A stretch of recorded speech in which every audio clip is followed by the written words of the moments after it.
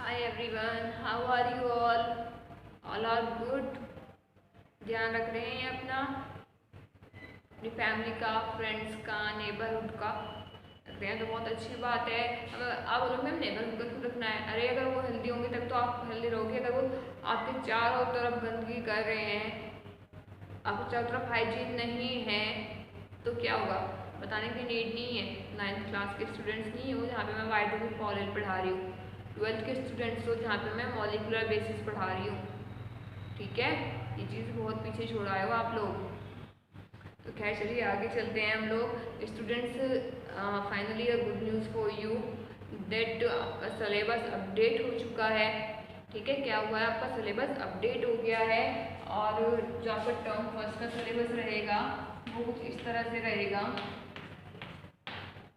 Term first का syllabus जो आपका फर्स्ट चैप्टर है वो है sexual reproduction in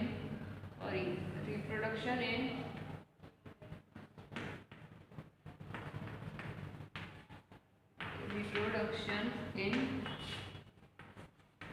flowering plants.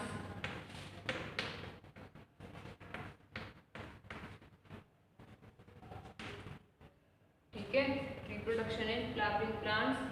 Second हमारा चैप्टर कौन सा रहेगा? Sexual reproduction in humans. Sexual reproduction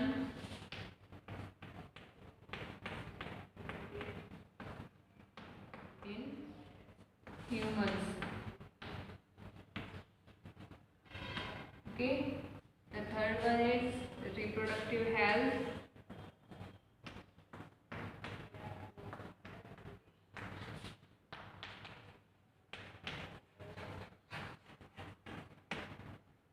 The fourth is genetics, principles of inheritance.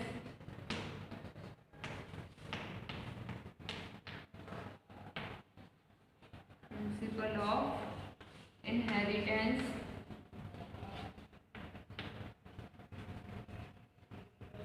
Okay, let me check.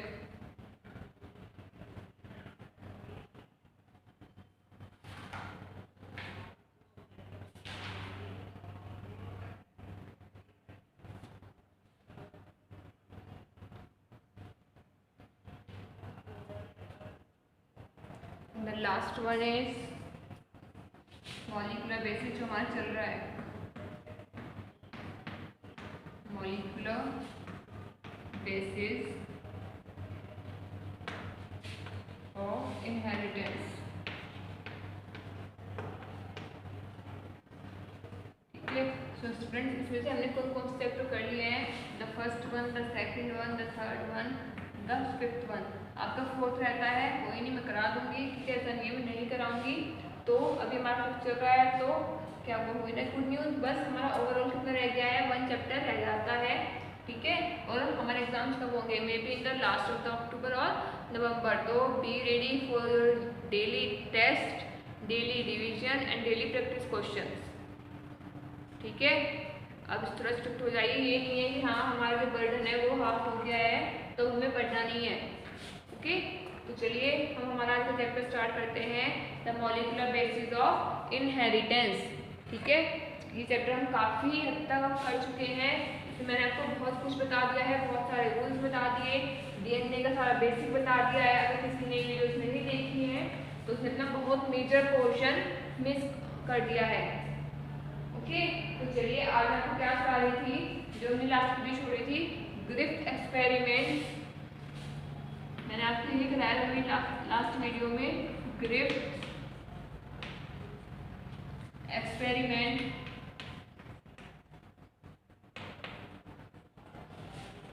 To prove DNA is a genetic material.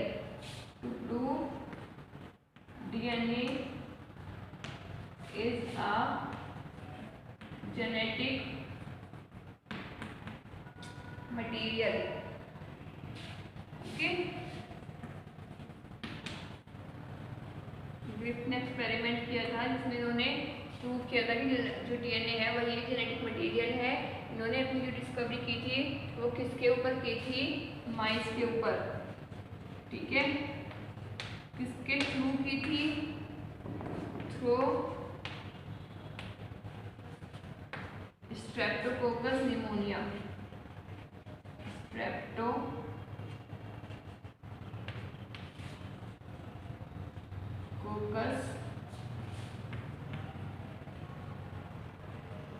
Pneumonia, ठीक है। मैंने आपको उर्दू में बताया था, आज भी बता रही हूँ। मैंने इसको इटैलिक्स में इसलिए लिखा है क्योंकि साइंटिफिक वर्ड है, साइंटिफिक नेम है, और उसको लिखने का रूल यही होता है कि आपको इटैलिक्स में लिखना है और फिर क्या करना है, साथ में नीचे अंडरलाइन भी करनी है, ओके। तो ये था मेरा एक्सपेरिमेंट। यहाँ पे इन्होंने स्ट्रेप्टोकोकस निमोनिया के 2 स्ट्रेन लिए थे, ठीक है। जो स्ट्रेप्टोकोकस था ये बोलिए वो 2 टाइप का था। अगर किसी को स्ट्रेन वर्ड समझ में नहीं आता तो ये समझिए कि ये 2 टाइप्स का था। कौन कौन से थे हमारे?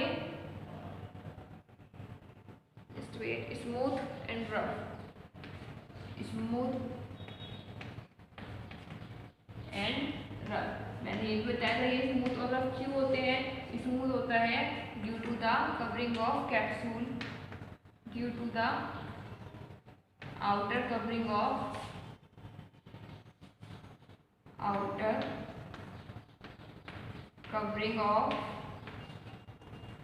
Capsule, okay. और रफ इसलिए होता है due to the absence of covering, due to absence of covering। इस पर कवरिंग नहीं होती इसलिए इसे हम क्या कहते हैं? रफ कहते हैं। उस पर कवरिंग होती है इसलिए हम इसे स्मूथ कहते हैं। इसके काफ़ी स्मूथ के भी फिर काफ़ी सारे टाइप होते हैं, ठीक है। देखिए S1, S2, S3, where S represents the smooth streptococcus pneumonia and here R represents the rough Streptococcus pneumonia,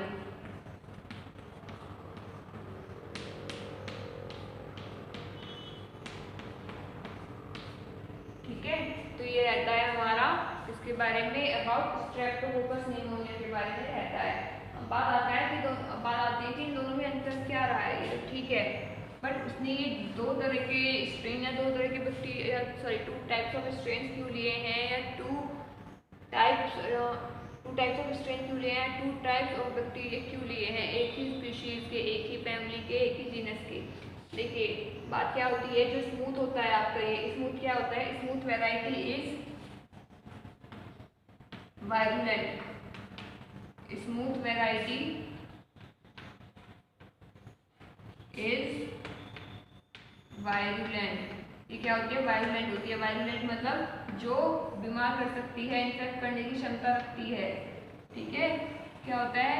ये बीमार करने की क्षमता रखती है। वेयर है जो रफ, आपका जो रफ है, रफ वैरायटी कैसी होती है? यहाँ पे लिख लीजिए, rough variety is non virulent,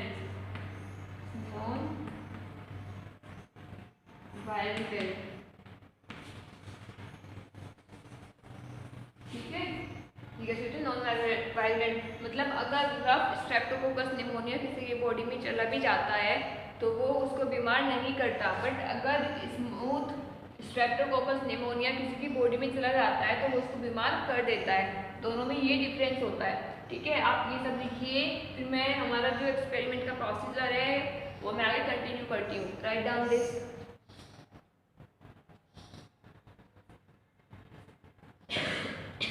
और हमारे साइंटिस्ट ने कौन सा स्ट्रेन लिया था अपने, सिंपली इसको ये भी बोल सकते हैं आप, वन मोर थिंग, ये हमारे क्या होता है? पैथोजेनिक जो बीमार करता है। अगर आपको ये वर्ड याद ना रहे ना, ये डेफिनेशन याद ना रहे तो उसके लिए सिंगल वर्ड ये है, पूरी लाइन का मतलब इसमें आ जाता है, and it is non pathogenic. Non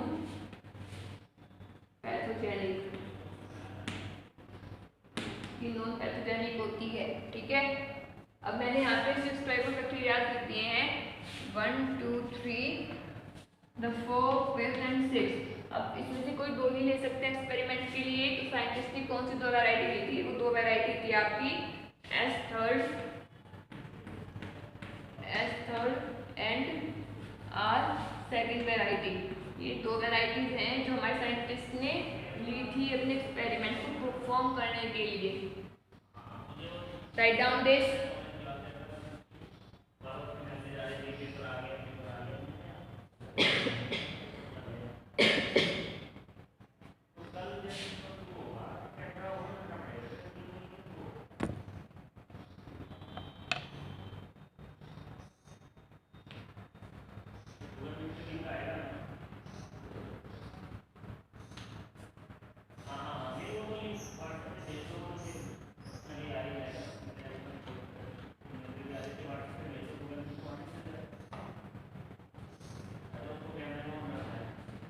okay, तो ये हो गया है। चलिए हम हमारा जो एक्सपेरिमेंट है उसको कंटिन्यू करते हैं। तो ध्यान रखना है यहाँ पे हमने माइस के ऊपर एक्सपेरिमेंट करना है और साथ जो किसके थ्रू करना है? स्ट्रेप्टोकोकस निमोनिया के थ्रू करना है।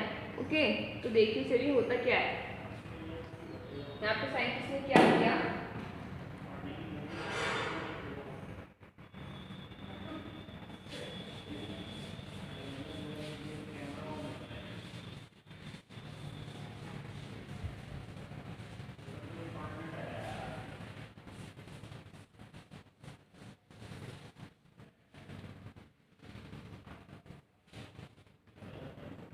साइंटिस्ट ने दो इंजेक्शन लिए। ठीक है, मैं आपको डायग्रामेटिक व्यू ही बताती हूँ। साइंटिस्ट ने क्या किए?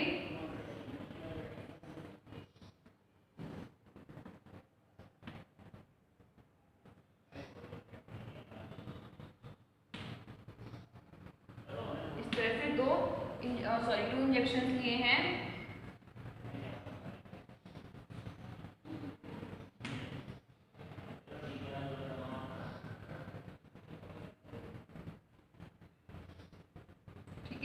इसमें जो इन्होंने फिल किया है, इसमें इन्होंने क्या फिल किया है? आपका एस थर्ड बैक्टीरिया और इसमें आपका आर सेकेंड बैक्टीरिया। ठीक है, चलिए मैं ऐसे लिख देती हूँ। इसमें एस थर्ड है, ठीक है, और इसमें आर सेकेंड है। क्लियर है? इन्होंने क्या किया? टू इंजेक्शन लिए। एक में आपका स्मूथ स्ट्रेप्टोकोकस निमोनिया का प्रोटीन डाला और एक में रफ स्ट्रेप्टोकोकस निमोनिया का प्रोटीन डाला। तो इन्होंने ये जो इंजेक्शन था प्रिपेयर करने के बाद किसको लगाया? माइस को। यहाँ पे इन्होंने ये इंजेक्शन किसको लगा दिया? माइस को लगा दिया। माइस सब्जी बनाने आते सभी और वैसे बनाते जैसे बचपन में बनाते थे। कैसे बनाते थे हम बचपन में? बी नाम का लड़का था, कैसे बनाते थे मैं तो भूल भी गई। MA में पढ़ता था, 0 नंबर लाता था, इस तरह से समथिंग लाइक दैट ऐसे बनता था। मुझे याद नहीं है बट चलिए देखते हैं। ठीक है, मैं इसे माइस से लिख देती हूँ कि आपको स्टैंडर्ड पे ऐसे अच्छा नहीं लगेगा। ऐसे माइस है। ठीक है, इन्होंने जब ये इंजेक्शन माइस को लगाया और ये वाला इंजेक्शन भी माइस को लगाया तो क्या आउटपुट आया? इन फर्स्ट केस ये दोनों मेरे ख्याल से हैं फर्स्ट केस है। This one is my first case, this one is my second case. जब उन्होंने स्मूथ का वैक्सीनेशन किया तो क्या हुआ? जो माइस था वो क्या हुआ? माइस मर गया, माइस डाई। ठीक है, माइस डाई। इसके यहाँ पे क्या पता लगा था कि जो एस वाला होता है, एस ने क्या किया? उसको इन्फेक्ट कर दिया, इसलिए वो मर गया। बट मैंने आर के बारे में क्या बताया था कि जो आर होता है वो नॉन वायलेंट होता है, नॉन पैथोजेनिक होता है, वो इन्फेक्ट नहीं करता। तो यहाँ पे मेरा माइस था, वो क्या कर गया? माइस, साइंटिस्ट का माइस था, मेरा माइस नहीं। तो क्या किया? Mice live. ठीक है, उस पर कोई इफेक्ट नहीं पड़ा, not a single effect on mice. ये हमारा क्या हुआ? जब हमने साइंटिस्ट ने क्या किया? एक इंजेक्शन इंजेक्ट किया माइस के अंदर जिसमें स्मूथ स्ट्रेप्टोकोकस का स्ट्रेन था, तो जो माइस था वो डाई हो गया। बट जब उन्होंने रफ स्ट्रेन को इंजेक्ट किया माइस के अंदर तो जो माइस था वो लाइव रहा, वो जिंदा रहा, उस पर कोई मेजर इफेक्ट नहीं पड़ा। बट क्या हुआ, यहाँ